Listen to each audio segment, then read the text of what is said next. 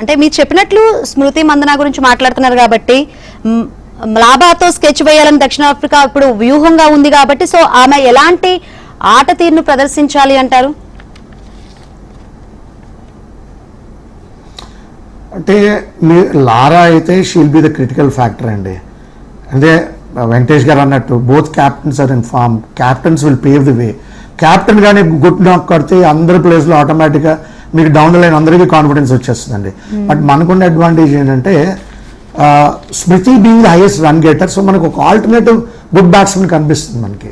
అలాగే రాడ్రిక్స్ మొన్న she's got a good 100 critical match ఆడింది సెమీఫైనల్స్లో. సో మనకు ఒక 4 to 5 గుడ్ కీ బ్యాట్స్మెన్, అంటే నాకు తెలిసి 1 of the 2 batsmen in the 5 will click and it get a big knock. ఆ ఒక బిగ్ నాక్ వీళ్ళలో ఒకళ్ళు తీసుకొస్తే సపోర్టివ్గా ఒక 2-3 క్రిటికల్స్ ఒక 50s తీసుకొస్తే India can chase any kind of a target. But ఈ వికెట్ విల్ బి ఫ్రెష్ అండి, the final wicket will be fresh. నేనైతే I believe it's going to help the fast bowlers. And మనకి ఇంకో ప్రాబ్లం ఏంటంటే మనం relying on our spinners a lot in terms of wickets. మనకి second మనం bowl చేస్తే gripping of the ball for the spinners కొంచెం difficult అవుతుంది because of dew effect coming in to the ground. So ఇవన్నీ ఆలోచించి I think we should bowl first, the wicket will be fresh, bowlers will be fresh. మనం కానీ restrict చేయగలిగితే వాళ్ళకి around 250-260, not exceeding 275, I think India will win this match very very easily అండి.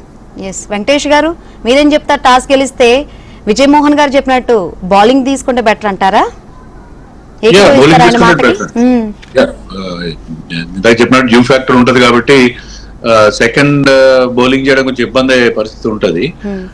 వర్షం ప్రమాదం కూడా ఉంటది. వర్షం వచ్చినప్పుడు కూడా ఏంటంటే డక్వర్త్ లూయిస్ ఉన్నప్పుడు మీకు ఎప్పుడైనా batting second you will be distinct advantage. Reserve day కూడా ఉంది, రిజర్వ్ డే ఏంటంటే ఈ మ్యాచ్ నే కంటిన్యూ చేస్తారు రిజర్వ్ డే రోజు, ఫ్రెష్ మ్యాచ్ ఆడుతుంది. సో అందుకని డక్వర్త్ లూయిస్ పరంగా తీసుకున్న డ్యూ ఫ్యాక్టర్ తీసుకున్న batting second is always an advantage. ఒకటే ప్రాబ్లం ఏంటంటే ఇండియా ఆడిన 2 ఫైనల్స్ లో కూడా చేంజ్ చేస్తూ ఓడిపోయింది. ముఖ్యంగా 2017 లో మనం ఒక స్టేజ్ లో 191 for 3 ఉండి 7 overs లో 38 runs చేయాలి, కానీ there was a sensational collapse. So 9 runs తేడాతో ఓడిపోయాం మనం ఫైనల్. సో అందుకని అది దృష్టిలో పెట్టుకుని అది చూస్తే ఏంటంటే చేజింగ్ చేయడంలో మన వాళ్ళు కొద్దిగా ఇబ్బంది పడుతున్నాం అనిపించిన. This team looking mentally strong. మనం సెమీఫైనల్ లో కూడా 339 చేంజ్ చేసినప్పుడు మనకి ఇబ్బంది పడాల్సిన అవసరం లేదు. This team is looking good.